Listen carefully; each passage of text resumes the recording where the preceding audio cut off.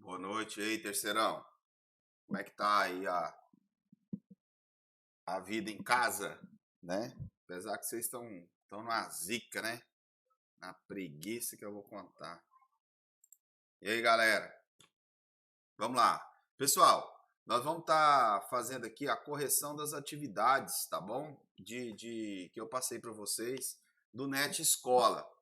Beleza, meninos? Então vamos lá. Pessoal, é assim. Eu quero que vocês coloquem no caderno de vocês Colégio do Sol, atividades para o período do regime especial de aula não presenciais, ensino médio, SEDUC Goiás. Correção das atividades Net Escola, história, professor Mal. Aí coloca seu nome, sua série e turma, tá? E põe, por favor, pessoal, seu nome, série e turma, que eu vou passar da zero para quem não colocar o nome, tá bom? Porque eu não vou adivinhar quem que é você. Beleza, pessoal? Vamos fazer a correção aqui então. E aí, pessoal, é assim. A correção funciona da seguinte maneira. Vou falar número 1, letra tal. Aí você vai copiar a letra lá, todinha, a resposta todinha, e vai justificar por que tá certa, por que você marcou aquela lá. Então, por que você vai justificar? Porque eu vou explicar para você aqui. Bacana? Vamos lá que esse vídeo tem que ficar mais rápido, tá bom? Aí vocês assistiram aqui o vídeo. Tem outro vídeo também que eu passei logo depois. Número 1, né? Leia o texto a seguir. O coronel é o homem que comanda a política nacional, porque ele é quem elege os homens que a fazem. Se ele, ninguém é eleito. Em verdade, o coronel é o homem que resolve os casos sem solução. É ele quem atende o cidadão que bate à sua porta de 3 horas da madrugada, porque não tem recurso. Ele que levanta e vai procurar um médico, que o atende porque é seu amigo e leva a pessoa para a Santa Casa ou hospital. Todo mundo pensa que o sujeito vai para o curral eleitoral. Todo mundo pensa que o sujeito vai para o curral eleitoral à força. Não, ele vai porque quer. O texto mostra a capacidade de apoio político do eleitorado mais pobre não se restringia ao constrangimento, ao uso da força bruta. E elenca um outro método que fundamenta-se no letra B, clientelismo. Tá? O que significa clientelismo na política? Roma Antiga, presta atenção, Roma Antiga, ela tinha os patrícios que tinham seus clientes, justamente desse jeito. Pessoas que dependiam do pater família, daquela família maior, né? Que eles faziam favores, faziam o que pedia, né? Então, é uma coisa que é bem semelhante à Roma Antiga. Foi colocada aqui pelos coronéis. Então, o coronel, ele ganhava as pessoas com seu carisma. Ele era uma figura carismática, né? Ele dava emprego, ele dava comida, ele dava um sapato. Só que o cara, igual nesse caso que dava um médico, como as pessoas eram muito pobres, ele era muito rico, essa desigualdade fazia com que as pessoas tivessem essa dependência. Porque o correto, pessoal, o certo, a desigualdade social é que causa corrupção. Porque isso é uma forma de corrupção. Porque esse indivíduo vai estar ligado, ele vai votar, ele vai exercer seu poder de voto, não pela sua concepção política pessoal, mas a concepção política que o coronel quer. E aí há essa relação de clientelismo e de dependência. Tá, beleza? Vamos lá então. 2. Completamente analfabeto, ou quase, sem assistência médica, não lendo jornais nem revistas, nas quais se limitava a ver a figura, o trabalhador rural, a não ser em casos esporádicos, tem um patrão na conta do benfeitor. No plano político, ele luta com o coronel e pelo coronel. Aí então os votos de cabresto, que resultam em grande parte da nossa organização econômica rural. O coronelismo, fenômeno político da Primeira República, tinha como uma de suas principais características o controle do voto, que limitava, portanto, o exercício da cidadania. Nesse período, essa prática estava vinculada à política social da agrária, marcada pela concentração de terra e do poder político local e regional. Aí é que está. Voltamos ao mesmo assunto, né? O indivíduo ele é tão pobre com essa desigualdade que ele passa a vender, se vender por essa influência. Eu quero agradar o coronel. Como que eu agrado o coronel? Puxando o saco dele, né? A luta com o coronel pelo coronel. Vou votar no que o coronel, eu vou aprender a escrever para atender o coronel é padrinho do meu filho, aí cria esse negócio, o coronel, então, pega para ele esse capital político. E isso torna poderoso. Quanto mais pessoas estão agregadas a ele, mais, de certa forma, o cliente, o curral eleitoral está agregado a ele, acontece. Isso acontece hoje em dia. Quantas pessoas você não conhece que fica puxando saco de vereador e por cargo, por alguma coisa? Esse é clientelismo, tá? Não por ideologia política, mas por favores, tá? Essa prática paternalista, clientelista, tá? Vendida, beleza? É isso que eu quero que vocês entendam, beleza? Então, o que vocês vão fazer agora, pessoal? Presta atenção. Igual na primeira aqui, letra B, clientelismo. Você explica o que eu falei para vocês. Aqui a letra E, agrária, aí você copia, agrária marcada por concentração de terra, poder político regional. Aí você explica por quê. Aí como que você faz? Você vai tirar uma foto, depois que você terminar, você tira uma foto, cola no doc e manda para mim, tá bom? Bacana? Bom, leia a seguir um fragmento extraído da obra O Tempo e o Vento. Rodrigo havia sido indicado pela oposição para fiscal de uma das mesas eleitoral. Pôs o revólver na cintura, uma caixa de balas no bolso e encaminhou-se para o seu posto. A chamada dos eleitores começou às 7 da manhã. Plantando junto na porta, os capangas do Trindade ofereciam cédulas com o nome dos candidatos oficiais a todos os elementos que entravam. Este, em sua quase totalidade, tomavam docilmente dos papeluchos e depositavam-os na urna, depois de assinar a autêntica. Os que recusavam a isso tinham seus nomes assintosamente anotados. Érico Veníssimo tematiza em obra ficcional o seguinte aspecto característico da vida política durante a Primeira República, né? Letra A, identificação forçada de homens analfabetos. Então, o que aconteceu? Agora já estamos... Aquela parte eu trabalhar a parte carismática, agora a parte violenta da situação. Nessa época, o voto foi várias vezes de certa forma.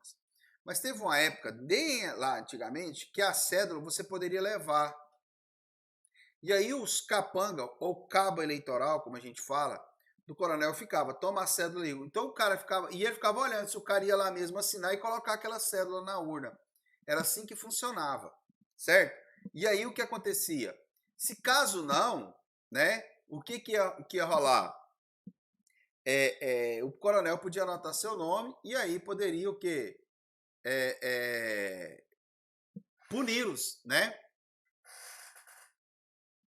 Pessoal, essa 3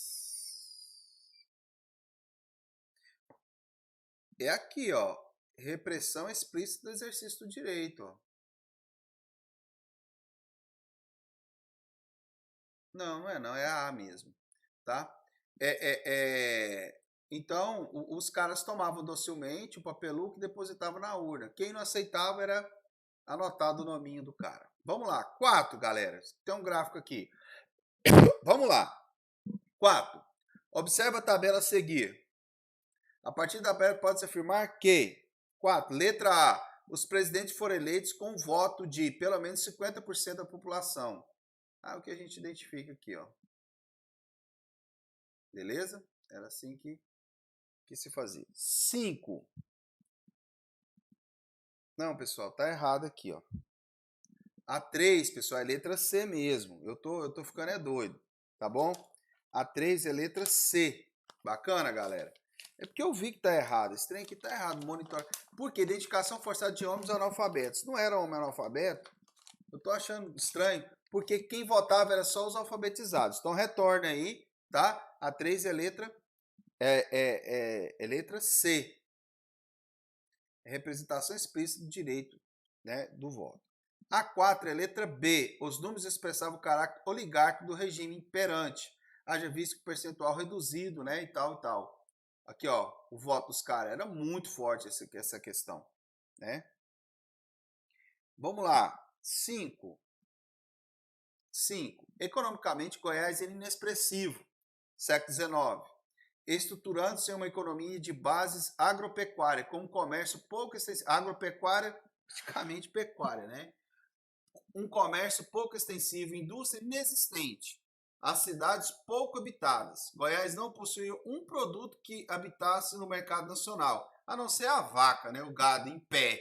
Tinha que levar ele em pé para matar lá em São Paulo, porque senão, se matasse aqui, não dava para chegar lá. A exemplo do café de São Paulo. Enquanto a pecuária arrecadava 32% dos tributos estaduais, a agricultura, antes dos trilhos, amelhava 6%. Era muito pouca coisa. Com a chegada da estrada de ferro, que Goiás ia poder exportar alguma coisa. Baseado em informações do texto 2, identifica a principal atividade econômica predomínio da Primeira República. Né? Então é letra D, agropecuária, ligada às principais forças políticas do Estado. Certo, pessoal? Nós tínhamos, então, agricultura e pecuária. E era o gado em pé. Se não fosse o gado, caminhando, as grandes boiadas de tropeiro, não ia dar em nada, beleza? 6. Xavier não teve maiores problemas para vencer as eleições de 1904, legando aos Bulhões sua primeira derrota eleitoral, desde os primórdios da República. Em 1908 foi formada uma coligação de forças heterogêneas, Bulhões, Caiados, Abrantes e Gonzaga Jaime, que tinham como finalidade básica depor o poder local do Partido Republicano Federal de Goiás, representado por Xavier. O movimento que depôs Xavier no poder ficou conhecido como a Revolução de 1909. De acordo com o texto 3, a Revolução constituiu o quê? Letra A. Articulações de forças políticas locais para destituir o poder político estabelecido. Em 1909, o que vai rolar? Vai ter uma eleição. Essa eleição, os Bulhões vão perder para o Xavier de Almeida ali acho que de Morrinhos, a região de Morrinhos. Tá no livro de Itamir ali. E eles vão perder. Os coronéis conseguiram perder. E aí juntou os Caiados, e vários, os Bulhões, os várias famílias de coronéis importantes, e juntou uma jagunçada de 1.300 homens, foi para a cidade de Goiás e tirou Xavier de Almeida do poder. E colocou um Caiado lá. Tá? Não foi nem Caiado, foi Eugênio Jardim, tá? Que foi colocado no poder, inclusive apoiado pelo governo federal. E nisso, então, pronto. Simplesmente nós saímos daqui, jagunçado aqui, foi lá em Goiânia, tirasse o Caiado do poder e colocasse outro. Né? Colocasse qualquer um lá. Podia pôr qualquer um. E aí o governo federal falou, tá certo, é isso aí. Pronto, ninguém ia falar nada. Hoje em dia jamais isso poderia acontecer, né? Mas naquela época houve. Tá beleza, pessoal? E tirou eles do poder. Regimes totalitários, que a gente já falou bastante aí, já deu muita aula, postei muita aula para vocês. Bom, enquanto a economia balançava, as instituições da democracia liberal praticamente desapareceram em 1917 e em 1942. Removeu apenas uma borda da Europa e partes da América do Norte e da Austrália. Enquanto isso, avançava o fascismo, o seu corolário de movimentos e regimes autoritários. A democracia só se salvou por quê? Para enfrentar, houve uma aliança temporária e bizarra, também acho, entre o capitalismo liberal e o comunismo. Não é nem comunismo, era socialismo. O povo tem uma confusão de comunismo e socialismo. Ao mencionar a ameaça temporária e bizarra entre o capitalismo liberal e o comunismo, o texto refere-se a quê? Letra B, a articulação militar que uniu os Estados Unidos e a União Soviética na Segunda Guerra Mundial. Realmente, os Estados Unidos e a União Soviética se uniram, né, o mundo capitalista com o mundo socialista se uniram contra os fascistas, os doidos da ultradireita, bizonho, bagunçado, que rolou tudo isso aí. Bom, a 2 aqui desse regime totalitário. Então, todos os alemães dessa época são culpados. Essa pergunta surgiu depois da guerra e permanece até hoje. Nenhum povo é coletivamente culpado. Os alemães, contrários ao nazismo, foram perseguidos, né? Presos em campos de concentração, forçados ao exílio. A Alemanha estava com muitos outros países da Europa, impregnada de antissemitismo, ainda que os antissemitas ativos, assassinos, fossem apenas uma minoria. Estima-se que hoje que cerca de 100 mil alemães participavam de forma ativa do genocídio. Mas o que dizer dos outros? Os que viram seus vizinhos judeus serem presos, né? Ou os que levaram parte para os trens de deportação. Ao tratar a atitude dos alemães frente à perseguição nazista aos judeus, o texto refere a ideia de que, letra A, os alemães comportaram-se de forma diversa perante o genocídio, mas muitos mostraram-se tolerantes. Presta atenção nisso que é importantíssimo.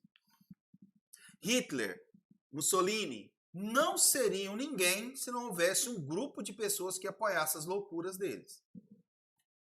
É isso mesmo. Tem gente que apoia doideira, intolerância, né? Então o cara sai falando, o Hitler falava besteira, todo mundo ria dele no começo. Ah, esse cara é louco, né? Mas existem pessoas loucas que endossou aquelas ideias. E ele criou um discurso muito doido, usando naquela época o rádio, né, como propaganda. Então usava os meios de comunicação muito bem, né? E eles tinham uma frase muito massa que do nazismo, que massa é uma bosta, né? Uma mentira dita 1000 vezes se torna uma verdade. E as pessoas acreditam nas mentiras, porque elas querem acreditar na mentira, né? Hoje em dia a gente tem que ver isso em fake news, cara. Fake news política ainda. Então as pessoas querem acreditar nessa palhaçada. E aí eles criaram um inimigo comum. Quem que era o inimigo comum? Todo mundo que não falasse o que ele estava falando era comunista, era judeu, era não sei o quê, era liberal. E eles começavam a rotular as pessoas. E aí começou a criar aquele grupo de pessoas que vem seguir aquelas ideias loucas do líder. E eles vão ter 30% da população alemã que vai votar no Hitler. E o Hitler vai subir ao poder e vai dar o golpe. É isso que eu estou falando. Os outros, o restante da população, não aceitava isso não. Mas só que qual é a ideia? Você vai falar o quê? Fala que os doidos vai lá, te persegue, te mata, caça você na rua, briga com você. Até no período antes do Hitler subir ao poder. Começa as perseguições, bater, reunião política, eles entravam, brigavam. Você não tinha o direito de expressar a sua opinião. Só se fosse a deles. Porque se fosse outra, eles brigavam com você, batia a boca e virava bagunça. Então, nessa época, era mais ou menos isso que os fascistas fazem. Criam um discurso, quem for contra ele é inimigo. E aí os alemães tomaram isso aí, ó. Tá? Os nazistas fizeram isso e muitos alemães não eram nazistas, tá? Mas tiveram que entrar no nazismo por quê? Porque senão era perseguido. Vamos lá. Leia a seguir o exceto, que é extraído da obra Origens do Totalitarismo, Antissemitismo, Imperialismo, Totalitarismo. O terror como substituto da propaganda alcançou maior importância no nazismo do que no comunismo. O nazismo matava pequenos funcionários socialistas ou membros influentes do partido inimigo, procurando mostrar à população o perigo que podia acarretar o simples fato de pertencer a um partido. Esse tipo de terror dirigido contra as massas era valioso e aumentou progressivamente porque nem a polícia nem os tribunais processavam seriamente os criminosos políticos chamada direita, né? Para a população em geral, tornava-se claro que o poder dos nazistas era maior que o das autoridades, o que era mais seguro pertencer a uma organização nazista do que um republicano leal. Correto afirmar que o nazismo, assim como os outros regimes totalitários, letra E, a deslegitimação do pensamento contrário era fundamental, pois só assim seria implantado a coletividade. Então eles criavam um discurso coletivo. Se você fosse contra, meu irmão, você estava fudido. Ninguém te condenava. Por quê? Por que a polícia não condenava? Porque a polícia estava do lado dessas loucuras. Por que os tribunais não condenavam? Porque a elite estava do lado dessas loucuras. Estava ganhando dinheiro do Estado. Tá? Então todo aquele que falasse contra ficava caladinho, certo? E não tinha a ideia republicana, porque a república é de toda, é coisa do povo. Mas não, você tinha que ser aquilo que eles falavam que deveria ser. Se é isso, é assim, então é assim. Então eles iam contra coisas. Pra você ver, Hitler falava que Jesus não era judeu. Tem base um negócio desse? Mentindo historicamente. Então havia barbaridades absurdas que eles ficavam contando mentiras. E quem falasse que era mentira, pau neles. A imprensa era censurada, todos os jornais, tudo fazia propaganda para Hitler. Porque senão ele mandava fechar, batia, matava, fazia o que quisesse. Então o fascismo nazista, eles criam esse discurso. Bacana, pessoal? Pessoal, então eu vou parando por aqui, tá bom? Já tá dando 20 minutos. Eu não quero aula maior. Então é o que vocês vão fazer? Vocês vão pegar a pergunta, vai colocar lá, ó, conforme eu pedi para vocês, ó. Colégio Estadual do Sol, atividade período regime especial de aulas não presenciais, ensino médio, correção da atividade dentro de escola, história, professor Mauro, nome completo, série e turma. E vai colocar as respostas corretas conforme a gente vê e justificar a resposta. Por que ela está certa, por que ela está errada. Por que ela está certa, tá? Justificar por que você fez. Com a minha explicação. Quando você terminar, você vai bater uma foto e vai colocar no documento doc e mandar para mim pela plataforma, do jeito que eu ensinei no último vídeo. Bacana? Valeu, galera. Até mais. Fui!